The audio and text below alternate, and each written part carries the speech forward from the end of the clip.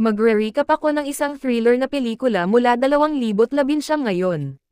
Sinister Seduction ay isang pangalan, kaya magsimula tayo. Nagsisimula ang mga pelikula. Isang lalaking nagngangalang Mark ang ipinakita sa amin.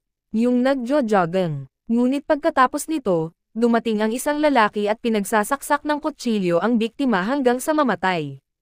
Kasunod nito, ipinakita sa amin si Sharon, ang asawa ni Mark, at labis siyang nalungkot sa pagpanaw ng kanyang asawa.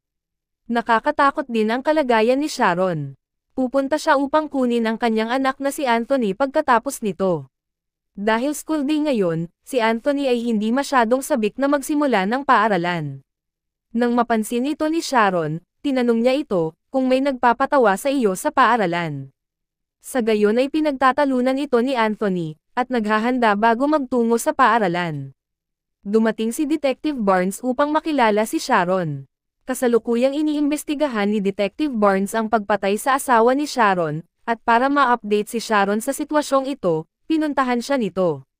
Magkaibigan sina Sharon at Barnes mula noong sila ay maliit, at si Barnes ay palaging may gusto kay Sharon. Gayunpaman, hindi pa siya nabibigyan ni Sharon ng pagkakataon. Isang estudyanteng nagngangalang Brent ang nang-aapi kay Anthony sa paaralang ito. Pagkatapos ay lumitaw ang isa pang batang lalaki na nagngangalang Dylan. Nakilala siya ni Brent doon at umalis. Pagkatapos ay lumitaw ang isang batang babae na nagngangalang Megan. Gustong-gusto ni Anthony si Megan, pero wala siyang lakas ng loob na lapitan ito. Kapag nakita na ni Dylan ang lahat, pwede na siyang puntahan at kausapin.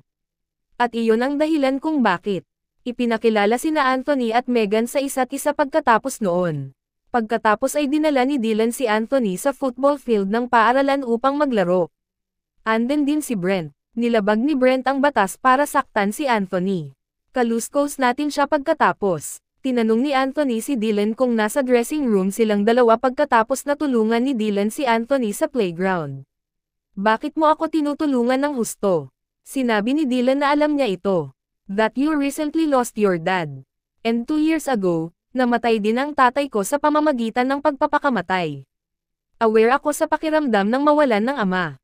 Ito ang dahilan kung bakit kita sinusuportahan.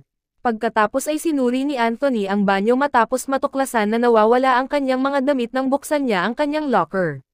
Mukhang naglagay ka ng damit ng isang tao sa banyo ng banyo. Actually, natapos din ng bully boy na si Brent ang gawaing ito bago umuwi si Anthony kasama si Dylan. Sinabi ni Anthony sa kanyang ina sa puntong ito. Natuwa rin si Sharon sa narinig niyang may plano siyang party for today. Kinabukasan